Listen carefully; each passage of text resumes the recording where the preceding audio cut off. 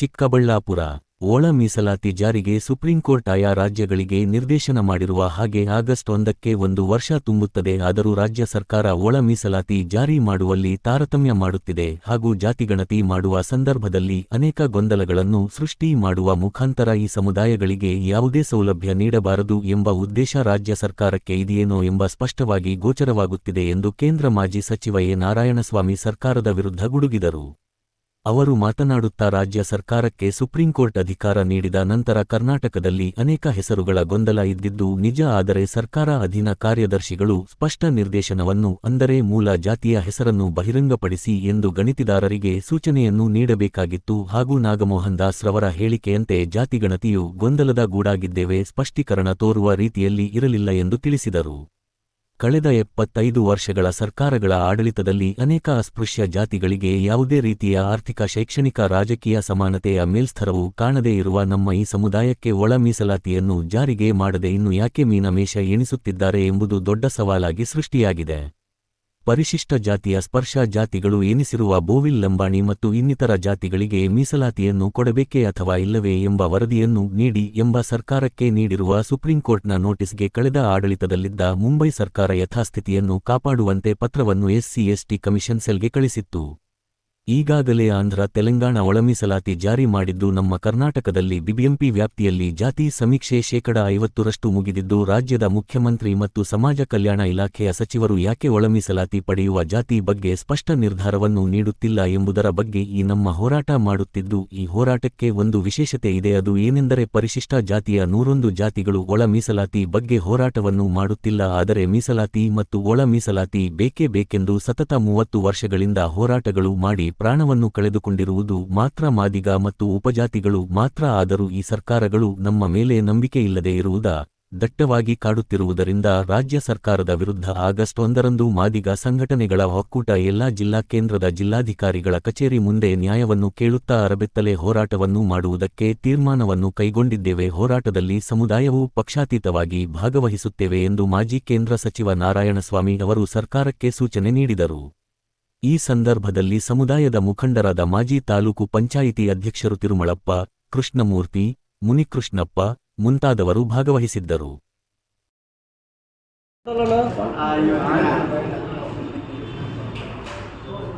ಚಿಕ್ಕಬಳ್ಳಾಪುರ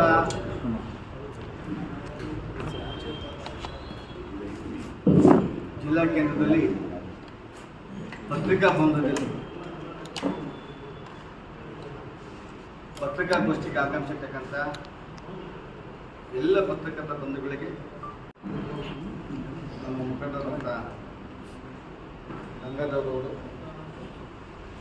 ನಮ್ಮ ಕೃಷ್ಣಮೂರ್ತಿಯವರು, ಮುರಳಿ ರಾಜಪ್ಪನವರು, ಕೃಷ್ಣಪ್ಪನವರು, ಈ ಜಿಲ್ಲೆಯ ಅನೇಕ ಮುಖಂಡರು, ಮಾದಿಗ ಸಮಾಜದ ಹಿರಿಯರು, ಯುವಕರು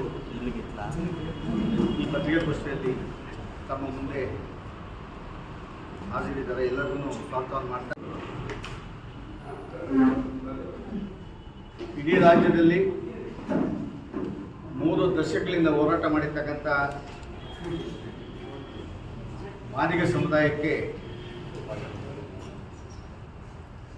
ಮೀಸಲಾತಿ ಸಿಗಬಹುದಂತೆ ಅನೇಕ ಕನಸುಗಳನ್ನು ಕಂಡಿದ್ದರು.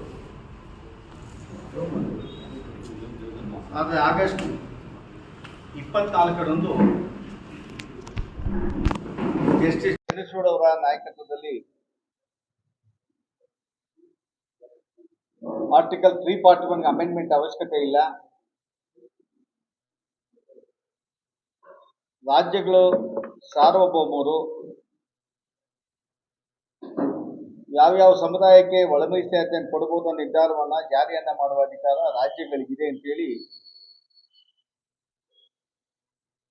ಈ ದೇಶದ ಶೋಷಿತ ವರ್ಗಕ್ಕೆ ತೀರ್ಪನ್ನ ಕೊಟ್ಟಿದ್ದಾರೆ. ಈ ತೀರ್ಪು ಬಂದ ನಂತರ ಇ.ವಿ. ಚೆನ್ನಯ್ಯ ಇದ್ದಂಥ ಅಡೆತಡೆಗಳು, ಅರುಣ್ ಮಿಶ್ರಾ ಅವರ ಜಡ್ಜ್ಮೆಂಟಿನ ನಿರ್ದೇಶನಕ್ಕೆ ಅನುಗುಣವಾಗಿ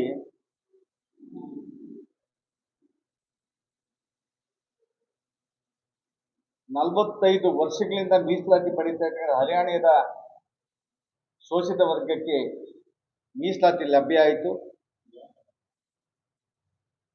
ಹರಿಯಾಣದಲ್ಲಿ 30 ವರ್ಷಗಳ ಹಿಂದೆ ಪಡೆದಂಥ ಒಳ ಮೀಸಲಾತಿ ಜಾರಿಗೆ ಬಂದಿದೆ. ಆಂಧ್ರ ಪ್ರದೇಶದಲ್ಲಿ ಒಳ ಮೀಸಲಾತಿಯಿಂದ ವಂಚಿತರಾದಂಥ ಮಾದಿಗ ಸಮುದಾಯಕ್ಕೆ ಏನು ಮೀಸಲಾತಿ ಸಿಕ್ಕಿತ್ತು, ಪ್ರತ್ಯೇಕ ಮೀಸಲಾತಿಯನ್ನು ಅನೇಕ ಯೋಜನೆಗಳಿರ್ಬೋದು, ಉದ್ಯೋಗಗಳಿರ್ಬೋದು, ಮೀಸಲಾತಿ ಪಡೆದಂಥ ಮಾದಿಗರಿಗೆ ಮತ್ತೊಮ್ಮೆ ಅವರಿಗೆ ಗದಾಪ್ರಹಾರಾಗಿ ವಂಚಿತರಾಗಿದ್ದರು. ಜಡ್ಜ್ಮೆಂಟ್ ಬಂದಂಥ ನೆಕ್ಸ್ಟ್ ಡೇನೇ ಅನೌನ್ಸ್ ಮಾಡಿದ್ರು. ಅನಂತರ ಕೆಲವೇ ದಿನಗಳಲ್ಲಿ ತೆಲಂಗಾಣ ಸರ್ಕಾರ ಜಾರಿಗೆ ತಂತು. ಏನು ಎಂಪಿರಿಕಲ್ ಡೇಟಾ ಅನ್ನೋದನ್ನ ಆ ಮೊದಲೇ ಇದ್ದಿದ್ದನ್ನ ಮತ್ತೆ ರಿವೆರಿಫಿಕೇಶನ್ ಮಾಡಿ ಜಾರಿಗೆ ತಂದರು. ಆಂಧ್ರ ಪ್ರದೇಶ ಸರ್ಕಾರವು ಸಹ ಒಳ ಮೀಸಲಾತಿ ಜಾರಿಗೆ ತಂದು ಈಗಾಗಲೇ 4-5 ತಿಂಗಳಾಗಿದೆ. ಕರ್ನಾಟಕ ರಾಜ್ಯದಲ್ಲಿ ಕಾಂಗ್ರೆಸ್ ಸರ್ಕಾರ ಅದೇ ಗೊಂದಲವನ್ನು ಮುಂದುವರಿಸಿ ನ್ಯಾಯಮೂರ್ತಿ ನಾಗಮೋಹನ್ ದಾಸ್ ಅವರ ಅಧ್ಯಕ್ಷತೆಯಲ್ಲಿ ಎಂಪಿರಿಕಲ್ ಡೇಟಾಗೆ ಆದೇಶವನ್ನು ಮಾಡಿದರು. 4 ತಿಂಗಳು, ಒಂದ್ಸಾರಿ 3 ತಿಂಗಳು ಇಂಟ್ರಿಮ್ ರಿಪೋರ್ಟ್ ಅನ್ನು ಕೊಟ್ಟಿದ್ರು. ಏಕಾಏಕಿ ವರದಿಯನ್ನು ಕೊಡೋಕ್ಕಾಗೋದಿಲ್ಲ. AKED ಸಮಸ್ಯೆಯನ್ನು ಪರಿಹಾರ ಮಾಡಬೇಕು. ಅದಕ್ಕೆ ಪರಿಹಾರವನ್ನು ಕಂಡಿಟ್ಕೊಂಡಿದ್ದೀವಿ. ಅದಕ್ಕೆ ಕೇವಲ 1 ತಿಂಗಳ ಸಮಯ ಬೇಕಂತ ನಾಗಮೋಹನ್ ದಾಸ್ ಅವರು ಹೇಳಿದ್ದರು. 2 ತಿಂಗಳು 15 ದಿನ ಬೆಂಗಳೂರು ಹೊರತುಪಡಿಸಿ ರಾಜ್ಯದಲ್ಲಿ 91% ಒಳ ಮೀಸಲಾತಿಗೆ ಜನ ಸ್ಪಂದಿಸಿದ್ದಾರೆ ಅಂತೇಳಿ, ಬೆಂಗಳೂರಿನಲ್ಲಿ 48%. ಡೇಟ್ಗಳನ್ನು ಎಕ್ಸ್ಟೆಂಡ್ ಮಾಡಿ ಬೆಂಗಳೂರಿನಲ್ಲಿ BBMP ಅವರ ಗೊಂದಲ, ದಬ್ಬಾಳಿಕೆ, ಚೀಟಿ ಅಂಟಿಸೋದು, ಸುಮಾರು 11 ಲಕ್ಷಕ್ಕೂ ಹೆಚ್ಚು ಚೀಟಿ ಅಂಟಿಸ್ತೇನೆ ಕಸದ ಬುಟ್ಟಿಗೆ ಹಾಕಿದ್ದಾರೆ ಅಂತೇಳಿ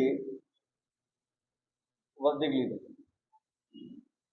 ಅಂತಿಮವಾಗಿ 6ನೇ ತಾರೀಕು ಒಳ ಮೀಸಲಾತಿಯ ಗಣಿತ ಮುಗಿದಿದೆ ಅಂತೇಳಿ ಇಡೀ ರಾಜ್ಯಕ್ಕೆ ಗೊತ್ತಿದೆ.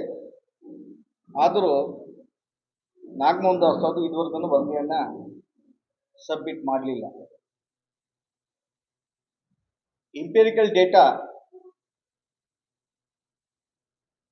ಆಂಧ್ರ ಪ್ರದೇಶದ ರಾಮಚಂದ್ರ ಕಮಿಷನ್ ಇರ್ಬೋದು, ತಮಿಳುನಾಡಿನ ಜನಾರ್ದನ್ ಕಮಿಷನ್ ಇರ್ಬೋದು, ಕರ್ನಾಟಕ ರಾಜ್ಯದ ಸದಾಶಿವ ಆಯೋಗ ಇರ್ಬೋದು. ಕರ್ನಾಟಕ ರಾಜ್ಯದಲ್ಲಿ ಸದಾಶಿವ ಅವರ ಆಯೋಗದ ವರದಿ ಆದಾದ ಮೇಲೆ ಮಾಧುಸ್ವಾಮಿ ಅವರ ಒಂದು ಸಮಿತಿಯ ವರದಿ ಆಧಾರದ ಮೀಸಲಾತಿಯನ್ನು ಘೋಷಣೆ ಆಗಿತ್ತು. ದಕ್ಷಿಣ ಭಾರತದಲ್ಲಿ ಮಾದಿಗರು ಎಲ್ಲದರಿಂದ ವಂಚಿತರಾಗಿದ್ದಾರೆ. ಉದ್ಯೋಗ, ಯೋಜನೆಗಳು, ಶಿಕ್ಷಣ, ಎಲ್ಲ ದಿಕ್ಕುಗಳಲ್ಲಿ ಭೂಮಿ ಕೊಡೋದಿರ್ಬೋದು, ವಾಸದ ಮನೆಗಳಿರ್ಬೋದು, ಭೂ ಹಂಚಿಕೆ ಇರ್ಬೋದು, ಶಿಕ್ಷಣವಾಗಿ ಬಹುತೇಕ ವಂಚಿತರಾಗಿದ್ದಾರೆ. ಈ ದಿಕ್ಕಿನಲ್ಲಿ ಆಧಾರದ ಮೇಲೆ 6% ಮಾದಿಗ ಸಮುದಾಯಕ್ಕೆ, ಮಾದಿಗ ಉಪಜಾತಿಗಳಿಗೆ 5% ನಮ್ಮ ಸಹೋದರ ಬಲಗೈ ಸಮುದಾಯಕ್ಕೆ,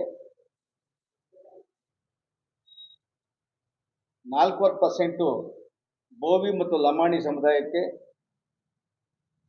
ಉಪಜಾತಿಗಳಿಗೆ, 1% ಅಲೆಮಾರಿಗಳಿಗೆ ಅಂತ ಹೇಳ್ತೀವಿ. ಜಸ್ಟಿಸ್ ಸದಾಶಿವ ಅವರು 6% ಮಾದಿಗ ಸಮುದಾಯಕ್ಕೆ, 5% ಬಲಗೈ ಸಮುದಾಯಕ್ಕೆ, ಅಥವಾ ಮಾಲ ಸಮುದಾಯಕ್ಕೆ, 3% ಲಂಬಾಣಿ ಮತ್ತು ಬೋವಿ ಸಮುದಾಯಕ್ಕೆ, 1% ಅಲೆಮಾರಿಗಳಿಗೆ ಅಂತೇಳಿ ಒಂದು ಅಪಪ್ರಚಾರ ಆಗಿತ್ತು. ಬೋವಿ ಲಂಬಾಣಿಗಳನ್ನ ಮೀಸಲಾತಿಯಿಂದ ತೆಗಿಲಿಕ್ಕೆ ಹುನ್ನಾರ ನಡೀತಾ ಇದೆ ಅಂತೇಳಿ 20 ವರ್ಷಗಳ ಹಿಂದೆ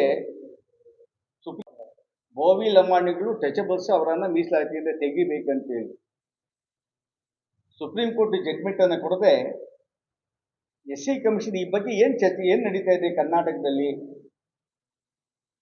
ಕರ್ನಾಟಕ ಸರ್ಕಾರ ಮೀಸಲಾತಿಯನ್ನ ಬೋವಿ ಮತ್ತು ಲಂಬಾಣಿಗಳಿಗೆ ಮುಂದುವರಿಸಲಿಕ್ಕೆ ಅವಶ್ಯಕತೆ ಇದೆಯಾ, ಮುಂದುವರಿಸಲು ಒಪಿನಿಯನ್ ಕೊಡಿ ಅಂತ SC ಕಮಿಷನ್ ಇಂದ ಸುಮಾರು 14 ವರ್ಷಗಳಿಂದ ಕರ್ನಾಟಕ ರಾಜ್ಯಕ್ಕೆ ಒಂದು ಪತ್ರ ಬಂದಿತ್ತು. ಎಲ್ಲ ರಾಜಕೀಯ ಪಕ್ಷಗಳು ಅದಕ್ಕೆ ಉತ್ತರವನ್ನು ಕೊಡದೆ ನೋಡ್ದಂಗಿದ್ರು. ಅಂತಿಮ ಈ ಗೊಂದಲಗಳ ಮಧ್ಯೆ ಮಾಧುಸ್ವಾಮಿ ಅವರು ಬೊಮ್ಮಾಯಿ ಸರ್ಕಾರ ನಾವು ಯಾವುದೇ ಕಾರಣಕ್ಕೂ ಒಳ ಮೀಸಲಾತಿಯಿಂದ ಅಥವಾ ಮೀಸಲಾತಿಯಿಂದ ಪರಿಶಿಷ್ಟ ಜಾತಿ ಪಟ್ಟಿಯಿಂದ ಬೋವಿ ಲಂಬಾಣಿ ಕೊರಚ ಸಮುದಾಯಗಳನ್ನ ತೆಗೆಯೋದಿಲ್ಲ, ನಾವು ಮುಂದುವರಿಸ್ತೇವೆ ಅಂತೇಳಿ SC ಕಮಿಷನ್ಗೆ ಪತ್ರವನ್ನು ಬಂದಿದ್ದು ಡಿಸಿಷನ್ ಮಾಡಿ. ಅದಾದ್ಮೇಲೆ 17% ಏರಿಕೆ ಮಾಡಿ ಒಂದು ಮೀಸಲಾತಿಯನ್ನು ಕೊಟ್ಟಿದ್ರು. ತೆಲಂಗಾಣದಲ್ಲಿ ಜಾರಿಗೆ ತಂದು 7 ತಿಂಗಳಾಗಿದೆ. ಆಂಧ್ರ ಪ್ರದೇಶದಲ್ಲಿ ಒಳ ಮೀಸಲಾತಿ ಜಾರಿಗೆ ಬಂದು 4 ತಿಂಗಳಾಗಿದೆ. BBMPಯಲ್ಲಿ ಸರ್ವೆ 52% ಆಗಿದೆ. ರಾಜ್ಯದಲ್ಲಿ 91% ಆಗಿದೆ. ಗೊಂದಲದ ಸ್ಟೇಟ್ಮೆಂಟ್ ಬರ್ತಾ ಇರೋದ್ರಿಂದ ಈ ರಾಜ್ಯದ ಮುಖ್ಯಮಂತ್ರಿಗಳಾಗ್ಲಿ, ಸಮಾಜ ಕಲ್ಯಾಣ ಮಂತ್ರಿಗಳಾಗ್ಲಿ ಬಹುತೇಕ ಜಾತಿ ಗಣತಿ ಪರಿಷತ್ ಮುಗ್ದಿದೆ, ಈ ಡೇಟಲ್ಲಿ ಒಳ ಮೀಸಲಾತಿ ಕೊಡ್ತೀವಿ ಅಂತೇಳಿ ಸ್ಪಷ್ಟ ದೃಢ ನಿರ್ಧಾರವನ್ನ ರಾಜ್ಯದ ಪರಿಶಿಷ್ಟ ಜಾತಿ ವರ್ಗಕ್ಕೆ ನೀಡದೇ ಇರೋದ್ರಿಂದ ಒಂದು ವಿಶೇಷತೆ ಇದೆ ಈ ಹೋರಾಟದಲ್ಲಿ. ಒಳ ಮೀಸಲಾತಿ ಹೋರಾಟ 101 ಜಾತಿ ಮಾಡಲಿಲ್ಲ. 101 ಜಾತಿ ಮೀಸಲಾತಿ ಬೇಕು, ಒಳ ಮೀಸಲಾತಿ ಬೇಕಂತೇಳಿ ಹೋರಾಟ ಮಾಡಲಿಲ್ಲ. ಈ ರಾಜ್ಯದಲ್ಲಿ ಮೀಸಲಾತಿಯಿಂದ ವಂಚನೆ ಆಗಿದೆ. ಮೀಸಲಾತಿ ತೊಂದರೆಗೊಳಗಾಗ್ತಾ ಇದ್ದೀವಿ. ಒಳ ಮೀಸಲಾತಿ ಬೇಕೇ ಬೇಕಂತೂ ಹೋರಾಟಗಳನ್ನ ಜೀವವನ್ನು ಕಳ್ಕೊಂಡಿರೋರು, 30 ವರ್ಷ ಧರಣಿಗಳನ್ನ ಮಾಡಿರೋರು ಮಾದಿಗ ಉಪಜಾತಿಗಳು ಮಾತ್ರ. ಇತರೆ ಜಾತಿಗಳಿಗೆ ಒಳ ಮೀಸಲಾತಿ ಜಾರಿ ಮಾಡಬೇಕಂತೇಳಿ ಮಾನಸಿಕತೆಯಿಂದ ಅವರು ಒಪ್ಪಲಿಲ್ಲ. ದಿನೇ ದಿನೇ ಸರ್ಕಾರದ ಮೇಲೆ ಅನುಮಾನಗಳು ಇರೋದ್ರಿಂದ ಮಾದಿಗ ಸಮುದಾಯದ ಒಕ್ಕೂಟಗಳು ತೀರ್ಮಾನ ಮಾಡಿದೆ. ಆಗಸ್ಟ್ 1ಕ್ಕೆ ಜಡ್ಮೆಂಟ್ ಬಂದು 1 ವರ್ಷ ಕಳೆದು ನ್ಯಾಯ ಸಿಗಲಿಲ್ಲ. ಅದಕ್ಕೆ 1ನೇ ತಾರೀಕು ಇಡೀ ರಾಜ್ಯದಲ್ಲಿ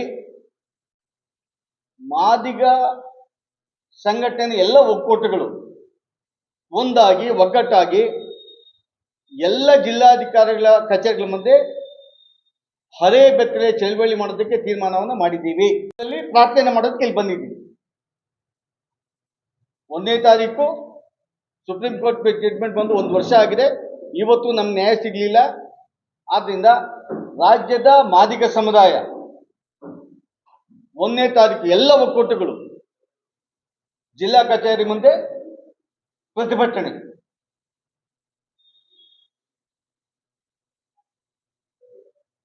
ಈಗಾಗಲೇ ನಮ್ಮ ಮಾಜಿ ಉಪಮುಖ್ಯಮಂತ್ರಿಗಳಾದ ಗೋವಿಂದ ಕಾರಜೋಳ ಅವರು ಅಸಹಕಾರ ಚಳವಳಿ ಪ್ರಾರಂಭ ಮಾಡ್ತೀವಿ ಅಂತ ಹೇಳಿದ್ರು. ಉತ್ತರ ಭಾಗದಲ್ಲಿ ಅವರು ಮಾದಿಗ ಪ್ರೆಸ್ ಕಾನ್ಫರೆನ್ಸ್ ಮಾಡೋದಕ್ಕೆ ಹೋಗ್ತಾರೆ. ನಾನು ದಕ್ಷಿಣ ಭಾಗದಲ್ಲಿ ಇರ್ತೇನೆ. ಅವಶ್ಯಕತೆ ಇದ್ದರೆ ದಕ್ಷಿಣ ಭಾಗಕ್ಕೆ ಅವರು ಬರ್ತಾರೆ, ನಾನು ಹೋಗ್ತೇನೆ ಉತ್ತರ ಭಾಗಕ್ಕೆ. ಈ 10 ದಿನಗಳಲ್ಲಿ ಎಲ್ಲ ಜಿಲ್ಲೆಗಳನ್ನು ಭೇಟಿ ಮಾಡಿ 1ನೇ ತಾರೀಕು ಸರ್ಕಾರಕ್ಕೆ ಬಿಸಿ ಮುಟ್ಟುವ ಒತ್ತಾಯ ಮಾಡುವ ದಿಕ್ಕಿನಲ್ಲಿ ಒಂದು ಹೋರಾಟ. ಆಗಸ್ಟ್ 10, 15 ಒಳಗಡೆ ಒಳ ಮೀಸಲಾತಿ ಘೋಷಣೆ ಮಾಡಲಿಲ್ಲ ಅಂದರೆ ಮಾದಿಗ ಸಂಘಟನೆಗಳ ಒಕ್ಕೂಟದಿಂದ ಮತ್ತು ಇತರೆ ಸಂಘಟನೆಗಳನ್ನ ಚರ್ಚೆ ಮಾಡಿ ಕರ್ನಾಟಕ ಬಂದ್ ಅನ್ನು ಮಾಡೋದಕ್ಕೆ ಸರ್ಕಾರವನ್ನ ಯಾವುದೇ ಕಾರಣಕ್ಕೂ ನಡೆಸೋದಕ್ಕೆ ಕರ್ನಾಟಕದಲ್ಲಿ ಬಿಡೋದಿಲ್ಲ. ಆ ತೀರ್ಮಾನಕ್ಕೆ ಮಾದಿಗ ಒಕ್ಕೂಟಗಳು ಬಂದಿವೆ ಅಂತ ಹೇಳೋದಕ್ಕೆ ತಮ್ಮ ಮುಖಾಂತರ ಹೇಳೋದಕ್ಕೆ ನಾನು ಬಂದಿದ್ದೆ. ಇದನ್ನ ಬಹಳ ಬೇಗ 1ನೇ ತಾರೀಕು ಮಧ್ಯದಲ್ಲಿ ರಾಜ್ಯದಲ್ಲಿ ಬಂದನ್ನ ಸರ್ಕಾರಕ್ಕೆ ಎಚ್ಚರಿಕೆಯನ್ನ, ಸರ್ಕಾರಕ್ಕೆ ಅಸಹಕಾರವನ್ನ, ಸರ್ಕಾರವನ್ನೇ ಇವತ್ತು ಸರ್ಕಾರನೇ ಇಲ್ಲ ಆ ರೀತಿ ವಾತಾವರಣ ಕರ್ನಾಟಕದಲ್ಲಿ ಇರೋದ್ರಿಂದ ಅವರ ಕುಚ್ಚಿ ಕಿತ್ತಾಟದಲ್ಲಿ ಈ ಕೆಲ ಸಮುದಾಯಗಳನ್ನ, ಶೋಷಿತ ಸಮುದಾಯಗಳನ್ನ ತಾತ್ಸಾರವಾಗಿ ನೋಡ್ತಾ ಇರೋದ್ರಿಂದ ಆ ತೀರ್ಮಾನಕ್ಕೆ ನಾವು ಬಂದಿದ್ದೀವಿ. ಇದನ್ನ ತಮ್ಮ ಮುಖಾಂತರ ರಾಜ್ಯದ ಜನತೆಗೆ ಮತ್ತು ಮಾದಿಗ ಸಮುದಾಯದ ಒಕ್ಕೂಟಗಳಿಗೆ ಹೇಳೋದಕ್ಕೆ ಇಚ್ಛೆ ಪಡ್ತೇವೆ.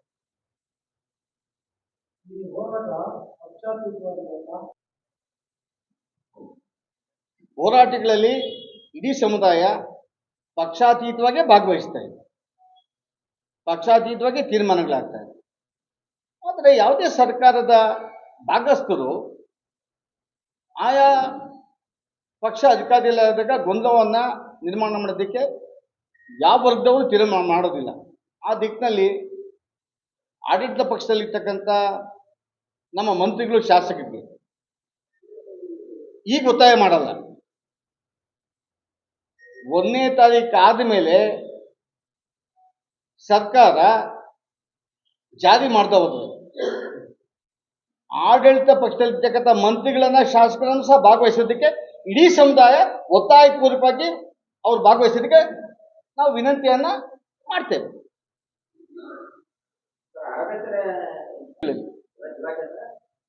ಜಿಲ್ಲಾ ಕೇಂದ್ರಗಳಲ್ಲಿ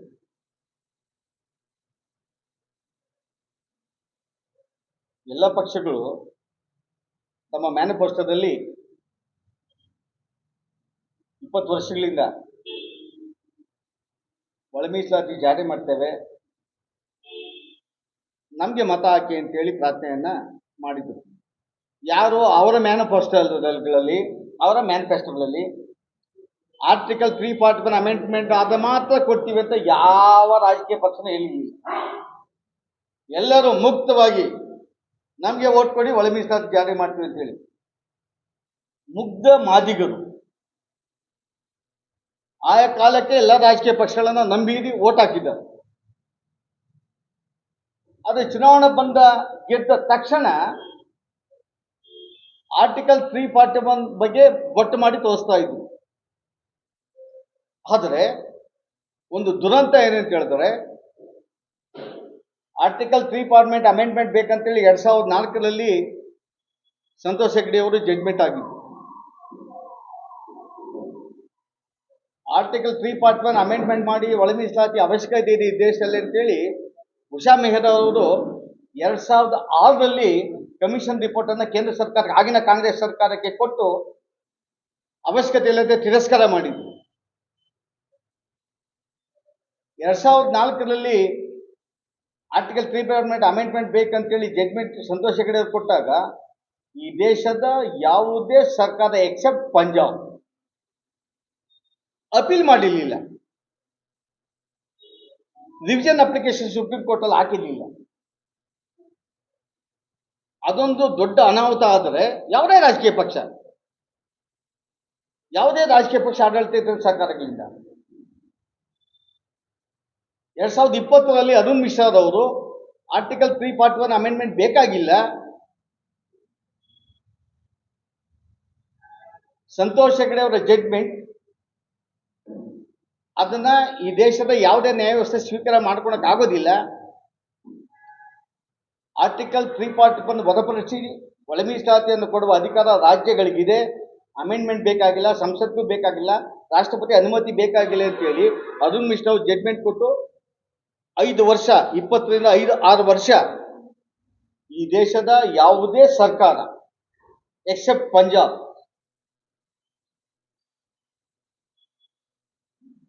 ಅಪೀಲ್ ಮಾಡಿರಲಿಲ್ಲ, ಅಪ್ಲಿಕೇಶನ್ ಹಾಕಲಿಲ್ಲ ಸುಪ್ರೀಂ ಕೋರ್ಟ್ ಅಲ್ಲಿ. ಅದಾದ್ಮೇಲೆ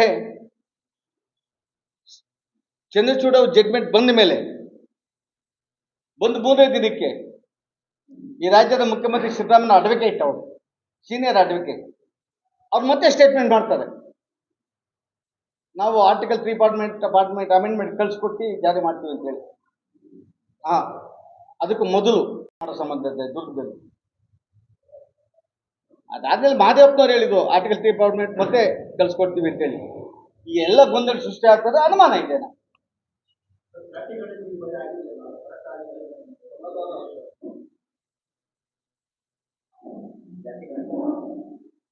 ಬಹುಶಃ ಸರ್ಕಾರ ಮಾಡಿಸುವಂತ ಜಾತಿ ಗಣತಿಯನ್ನ, ಯಾವುದೇ ಜಾತಿ ಗಣತಿ ಬದ್ಧತೆಯಿಂದ ನಡೆಸಬೇಕು. ಹಿಂದೆ ಒಂದು ಜಾತಿ ಗಣತಿ ಆದಾಗ ನಮ್ಮ ಹಿಂದುಳಿದ ವರ್ಗದ ಕಾಂತರಾಜು ವರದಿ ಬಹಿರಂಗ ಆಗಬಾರ್ದು. 170 ಕೋಟಿ ಕಸದ ಬುಟ್ಟಿಗೆ ಹಾಕಿದ್ರು. ಮತ್ತೆ ನಾಗಮೋಹನ್ ದಾಸ್ ಅವರು ಜಡ್ಮೆಂಟ್ ಆಧಾರದ ಮೇಲೆ ಎಂಪಿರಿಕಲ್ ಡೇಟಾ ಆಂಧ್ರ ಪ್ರದೇಶ ಯಾವ ಕಾಲಮ್ ಅನ್ನು ಕೊಟ್ಟಿತ್ತು, ಆಂಧ್ರ ಪ್ರದೇಶ ಸರ್ಕಾರ, ತಮಿಳುನಾಡು ಸರ್ಕಾರ ಜನಾರ್ದನ್ ಅವರು ಯಾವಾಗ ಎಷ್ಟು ಕಾಲಮ್ಗಳನ್ನು ಕೊಟ್ಟಿದ್ರು, ಯಾವ ವರದಿಯನ್ನು ಪಡಿಬೇಕಂತೇಳಿ ಪಡೆದಿಲ್ಲ. ಹಿಂದುಳಿದುವಿಕೆಯ ಆಧಾರದ ಮೇಲೆ ಮೀಸಲಾತಿ, ಹಿಂದುಳಿದುವಿಕೆಯ ಆಧಾರದ ಮೇಲೆ ಮೀಸಲಾತಿ. ಬ್ಯಾಕ್ವರ್ಡ್ನೆಸ್ 75 ವರ್ಷಗಳ ಆಡಳಿತ ಕೊಟ್ಟಿರ್ತಕ್ಕಂಥ ಸರ್ಕಾರಗಳಲ್ಲಿ ಈ ಒಂದು ಸಮುದಾಯ ಮುಂದುವರಿಯಲೇ ಇಲ್ಲ, ಆರ್ಥಿಕವಾಗಿ, ಸಾಮಾಜಿಕವಾಗಿ, ಶೈಕ್ಷಣಿಕವಾಗಿ. ಅದಕ್ಕೆ ತಕ್ಕಂಥ ವರದಿಗಳನ್ನು ಪಡಿಬೇಕಾಗಿತ್ತು. ಮತ್ತೆ ಜಾತಿ ಗಣತಿ AKAD ಆದಿ ಅಂದ ಸ್ಪಷ್ಟ ಮಾಹಿತಿಯನ್ನು ಪಡಿಬೇಕಾಗಿತ್ತು. ಅದನ್ನು ಸರಿಯಾಗಿ ಪಡೆದಿಲ್ಲ ಅಂತೇಳಿ ನಾಗಮೋಹನ್ ದಾಸ್ ಅವರು ಹೇಳಿದ್ದಾರೆ. ಈ ದೇಶದಲ್ಲಿ 75 ವರ್ಷಗಳಿಂದ ಯಾವ ಸಮುದಾಯ ಮೀಸಲಾತಿಯನ್ನು ಹೆಚ್ಚು ಪಡ್ಕೊಂಡಿದ್ದೆ, ಕಡಿಮೆ ಪಡ್ಕೊಂಡಿದ್ದೆ, ಮೀಸಲಾತಿ ಸಿಗಲಿಲ್ಲ. ಅದು ಸರ್ಕಾರದಲ್ಲಿ ಇರ್ಬೋದು, ಕಾರ್ಪೊರೇಷನ್ಗಳಲ್ಲಿ ಇರ್ಬೋದು, ಸ್ಥಳೀಯ ಜಿಲ್ಲಾ ಪಂಚಾಯತ್, ತಾಲೂಕ್ ಪಂಚಾಯಿತಿ, ಕೋಆಪರೇಟಿವ್ ಎಲ್ಲ ಸೆಕ್ಟರ್ಗಳಲ್ಲಿ ಮಾಹಿತಿಯನ್ನು ಪಡಿಬೇಕಾಗಿತ್ತು. ಈ ರಾಜ್ಯದ ಚೀಫ್ ಸೆಕ್ರೆಟರಿ ಅವರು ಮ್ಯಾಂಡೇಟ್ ಅನ್ನು ಮಾಡಬೇಕಾಗಿತ್ತು, ಕಡ್ಡಾಯವಾಗಿ ಮೂಲ ಜಾತಿಯನ್ನು ಕೊಡಬೇಕಂತೇಳಿ. ಆ ವರದಿ ಆದಾದ್ಮೇಲೆ, ಎಂಪಿರಿಕಲ್ ಡೇಟಾ ಆದಾದ್ಮೇಲೆ ಮೀಸಲಾತಿಯನ್ನು ಕೊಡಬೇಕಾಗಿತ್ತು. ಆದರೆ ಬೇಕು ಅಂತ ಈ ಸಮಾಜಕ್ಕೆ ಕೊಡಬಾರ್ದು ಅಂತೇಳಿ ಗೊಂದಲವನ್ನು ಸೃಷ್ಟಿ ಮಾಡಿದ್ದಾರೆ. ಇನ್ನು ಈ ಸಮಾಜ ಸಹಿಸೋದಿಲ್ಲ ಅಂತ ಹೇಳೋದಕ್ಕೆ 1 ಮತ್ತು 15 ಕಟಾಫ್ ಡೇಟ್. ನಾನು ಗೊಂದಲ ಮಾಡಿಲ್ಲ, ಗೊಂದಲನೋ ನನಗೆ ಆಸ್ ಎ ನಾರಾಯಣ ಸ್ವಾಮಿ, ಮಾದಿಗರ ತಾಯಿಯ ಮಾದಿಗರ ಮಗನಾಗಿ ನನಗೆ ಅನಿಸಿದೆ ಇವ್ರಿಗೆ ಮಾಡ್ತಾ ಇದೆ. ಆದರೆ ಸರ್ಕಾರಕ್ಕೆ ಇಚ್ಛಾಶಕ್ತಿ ಇದ್ರೆ ತೆಲಂಗಾಣದಲ್ಲಿ ಎಂಪಿರಿಕಲ್ ಡೇಟಾ ಹಿಂದಿನ ಆಯೋಗದ ವರದಿ ಆದಾದ್ಮೇಲೆ ಮಾಡಿಬಿಟ್ಟು ಮತ್ತು ರಾಟಿಫಿಕೇಶನ್ ಮಾಡ್ಕೊಬಹುದು. ಈಗ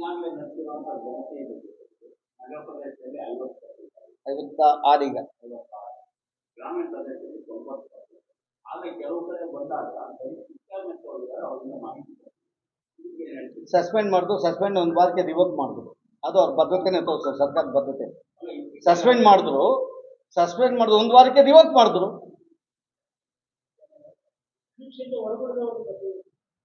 ಸರ್, ಅದಕ್ಕೆ ಹೊರಗುಳಿದವರಿಗೆ this not identity card, ID card, this not Aadhaar card. Just empirical data ಯಾವ ಸಮುದಾಯಕ್ಕೆ ಹೆಚ್ಚು ಸೌಕರ್ಯ ಕೊಡೋದು, ಏನು ಇವರ ಸಮುದಾಯಕ್ಕೆ ಒತ್ತಾಯ ಮಾಡ್ತಾ ಇದ್ದಾರೆ. ಅದಕ್ಕೆ ನ್ಯಾಯ ಕೊಡೋದಕ್ಕೆ ಒಂದು ತೀರ್ಮಾನ, ಆ ತೀರ್ಮಾನಕ್ಕೆ ಇದ್ರಲ್ಲಿ ಬಂದವರಿಗೆ ಮಾಡಬೇಕು ಅನ್ನೋದಲ್ಲ.